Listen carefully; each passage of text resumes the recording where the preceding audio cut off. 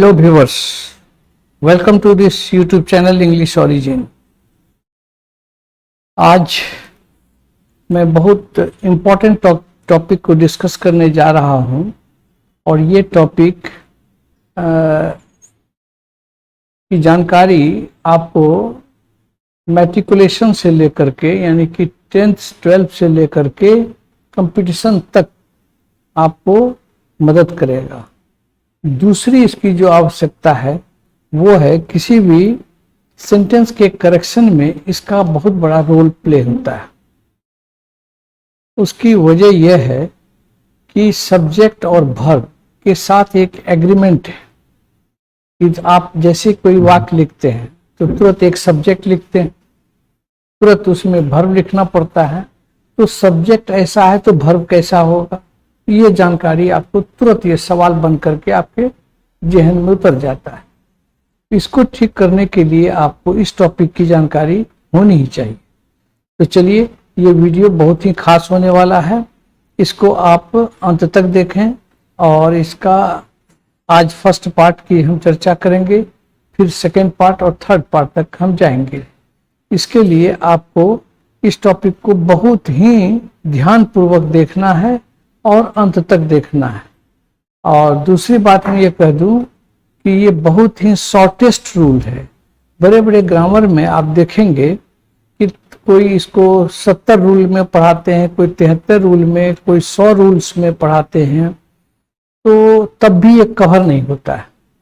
तो थोड़ी इसमें जटिलता भी है, लेकिन उसको हमने एक अलग कंसेप्ट पर, ऐसे इस तरह का कंसेप्ट आपको किसी भी ऐसे वीडियो में नहीं मिलेगा जो जिस तरह से मैं आपको सवेरे वर्ब एग्रीमेंट बताने जा रहा हूं। तो चलिए बिना देर किए शुरू करते हैं।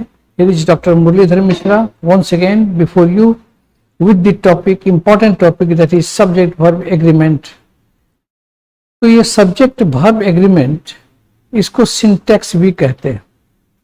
सब्जेक्ट और वर्ब, ये किसी भी वाक्य में, दुनिया के जितने वाक्य हैं सभी में कम से कम एक सब्जेक्ट एक वर्ब अवश्य रहता है।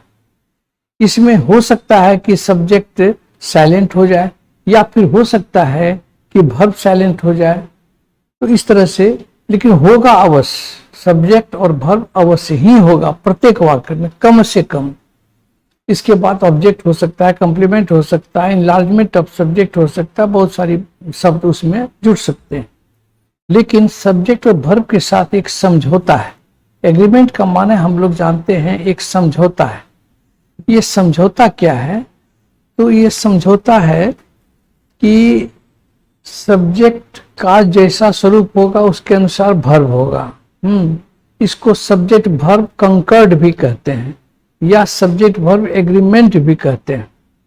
तो सब्जेक्ट अगर इसका एक स्थापित नियम है, एस्टैब्लिश्ड रूल है। एस्टैब्लिश्ड रूल किसको कहते हैं? That has been established and that cannot be change, nobody can change it. इसको स्थापित नियम कहते हैं। तो स्थापित नियम में हम देखेंगे बहुत छोटा सा रूल है, वो है सिंगुलर सब्जेक्ट के साथ सिंगुलर वर्ब और प्लूरल सब्जेक्ट के साथ प्लूरल वर्ब लगता है। कहने का मतलब कि अगर हमारा सब्जेक्ट सिंगुलर है तो वर्ब भी सिंगुलर होगा, सब्जेक्ट अगर प्लूरल है तो वर्ब भी प्लूरल होगा। यह एक एस्टैब्लिश्ड रूल है, इसमें कोई परिवर्तन नहीं हो सकता, मैं भी नहीं कर सकता और कोई नहीं कर सकता। चलिए, दूसरा और एक एस्टैब्लिश्ड रूल है कि प्रोनाउन के केसेस में जो पर्सनल प्रोनाउन होता है, पर्सनल प्रोनाउन में क्या होता है कि जैसे I, we, you, he, she, it, they. आप जानते हैं कि फर्स्ट पर्सन में का प्रोनाउन आई जो है वो सिंगुलर है और वी प्लूरल है। सेकंड पर्सन में यू सिंगुलर है और दूसरा यू प्लूरल है। थर्ड पर्सन में ही, सी, इट या कोई नेम, ये आपका सिंगुलर है और इसी का प्लूरल जब बनेगा प्रोनाउन के केस में तो ये दे हो जाएगा। ये तो आप जानते हैं। अब इसमें वर्ब का स्वरूप कैसा होगा, उसका फॉर्म कैसा होगा, कौन सा इसमें नंबर होगा, तो इसमें कहा जाता है कि आई के साथ एम लगेगा ही, वाज लगेगा ही, डू लगेगा ही, हैव लगेगा ही। उसी तरह से वी के साथ बदल जाएगा कि आर लगेगा, वेयर लगेगा, डू लगेगा, हैव लगेगा। जो वी के साथ लगेगा वही सेकंड पर्सन यू में, सिंगुलर में, और सेकंड पर्सन यू में। तो ये इसमें भी वही रहेगा, आर, वेयर, डू, हैव। लेकिन दे के साथ भी, दे के साथ भी आर, वेयर, डू, हैव लगेगा। तो इसके लिए हम आपको बता दें कि ये जो हम ये इंपॉर्टेंट चीज बता रहे हैं, सिंगुलर सब्जेक्ट के इस्टेब्लिश्ड रूल को देखिए। आप समझ गए? एक बार फिर समझिए इस्टेब्लिश्ड रूल। इस इस्टेब्लिश्ड रूल में हमने आपको बताया कि सब सिंगुलर सब्जेक्ट के साथ सिंगुलर वर्ब और सिंगुलर प्लूरल सब्जेक्ट के साथ प्लूरल वर्ब लगता है। ये याद रहेगा आपको। चलिए, अब ये जो हम सिंगुलर और प्लूरल रूप दिखा रहे हैं, ये सिंगुलर प्लूरल प्रोनाउन के केस में बता रहे हैं। तो first person, second person, third person, और तीनों का सिंगुलर प्लूरल फॉर्म होता है। अभी जो आपको हमने बताया कि इसके साथ हमको क्या लगेगा, तो इसमें लगेगा हमको, इसमें लगेगा एम, डू, हैव। वी के साथ लगेगा आर, डू, हैव। यू के साथ भी are, where, do, have. You के साथ भी आर, वेयर, डू, हैव, और दे के साथ भी आर, वेयर, डू, हैव। तो आपको याद रखना है, एक ठो ईयर और एक ईयर, अब बाकी तीनों में एक ही होता है। इसी इट के साथ क्या लगता है, इज, वाज, डज, हैज। इसको आप दिमाग में पूरी तरह से बिठा लीजिए। यही आपको काफी हेल्प करेगा इसको डिटरमाइन करने में कि हम सब्जेक्ट में अगर प्लूरल देखेंगे तो वर्ब कैसा होगा। अगर सब्जेक्ट हमारा पर्सनल प्रोनाउन है तब वर्ब का रूप ये इस्टेब्लिश्ड रूल के तहत आता है, जो पूरी तरह से इस्टेब्लिश्ड है, स्थापित है, यही लगेगा, दूसरा कोई नहीं लगेगा सामान्य स्थिति में। अब चलते हैं, हम आपको आगे बढ़ाते हैं और ले चलते हैं आपको हम इंपॉर्टेंट रूल में, कि रूल नंबर 1, रूल नंबर 1 में क्या देखेंगे हम।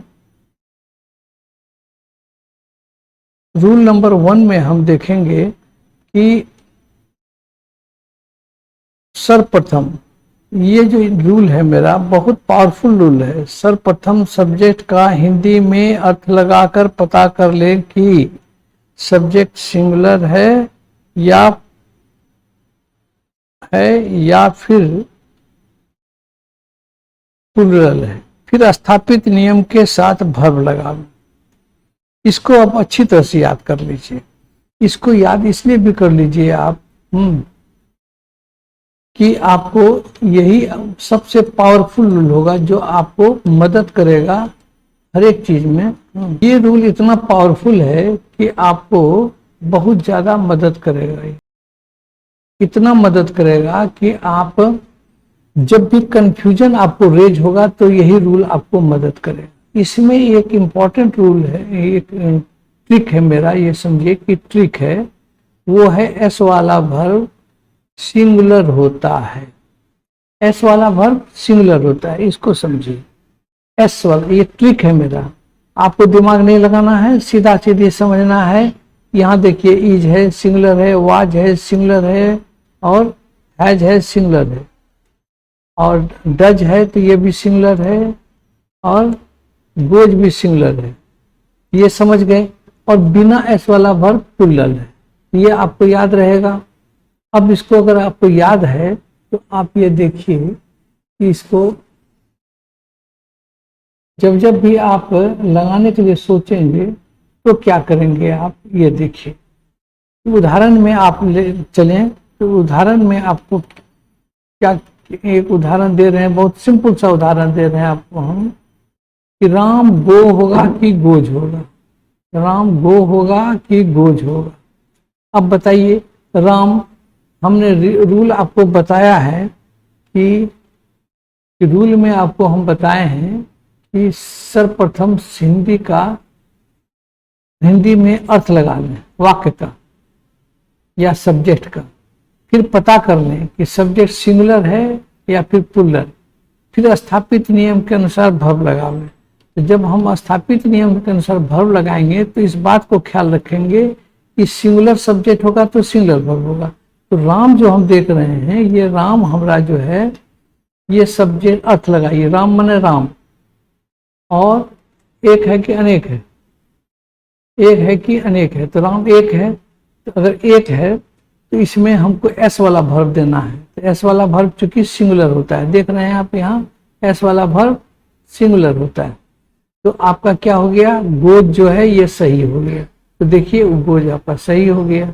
दूसरा उदाहरण में आप देखिए राम एंड श्याम। तो राम एंड श्याम, एक आदमी है कि दो आदमी है? दो आदमी है। अगर ये दो आदमी है तो गो होगा कि गोज होगा? तो आप देखिए दो होगा तो एस वाला तो लगेगा नहीं, क्योंकि एस वाला सिंगुलर होता है।